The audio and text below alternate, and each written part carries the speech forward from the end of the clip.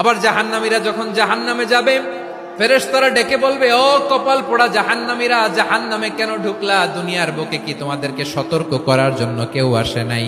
কুল্লামা উলকিয়া ফিহা ফাউজুন সাআলাহুম খাজানাতুহা আলাম ইয়াতিকুম নাযীর। সুবহানাল্লাহ পড়েন। আলাম ইয়াতিকুম নাযীর, কোন সতর্ককারী আসে নাই? বিশ্বনবী নাযীর হয়ে, সতর্ককারী হয়ে পৃথিবীতে আসলেন। তিনি জাহান্নামের ব্যাপারে উম্মাকে সতর্ক করেছেন। জান্নাতকে যেমনি তিনি চমকপ্রদ ভাবে উম্মার সামনে পোট্রে করেছেন, চিত্রায়িত করেছেন, ঠিক অনুরূপ ভাবে ভয়ঙ্কর জাহান্নামকেও তিনি এই উম্মার সামনে পোট্রে করেছেন। জাহান্নামকে কিভাবে বিশ্বনবী উম্মার সামনে পোট্রে করলেন, চিত্রায়িত করলেন, শুনতে মনে চায়? সিলেটবাসী শুনতে মনে চায়? জান্নাতের কথা শুনে যেমনি জান্নাতে যাওয়ার ব্যাপারে আপনারা আগ্রহী হয়েছেন, জান্নাতের নাজ নেয়ামতের কথা শুনে, জান্নাতের ফিচার শুনে যেমনি জান্নাতে যাওয়ার ব্যাপারে আমরা উদ্বেলিত হয়েছি, উচ্ছ্বসিত হয়েছি, জাহান্নামের কথা শুনলে কিন্তু আমাদের কলিজা কেঁপে উঠবে।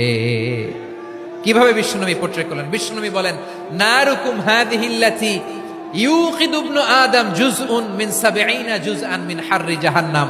ও আমার উম্মতেরা, তোমরা যে রান্নাঘরে যে আগুন দিয়ে রান্না করো, তোমরা কি ভেবেছো জাহান্নামের আগুন ওই রান্নাঘরের আগুনের মতো না? আপনারা কিচেনে যে রান্না করেন, রান্নাঘরের আগুন আর জাহান্নামের আগুন তো একই না? সিলেটের ভাইয়েরা বুঝে থাকলে উত্তর দেন। কিচেনের রান্নাঘরের আগুন আর জাহান্নামের আগুন এক না? একরকম?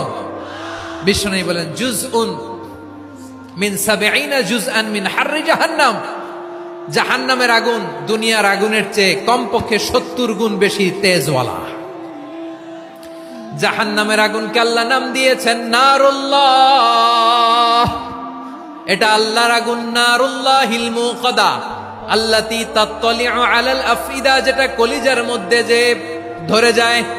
দুনিয়ার আগুন হাতে লাগলে হাত জ্বলে, পায়ে লাগলে পা জ্বলে। জাহান্নামের আগুন দেহের যেই জায়গায় লাগুক না কেন, সাথে সাথে কলিজাটা জ্বলে ছাই হয়ে যাবে।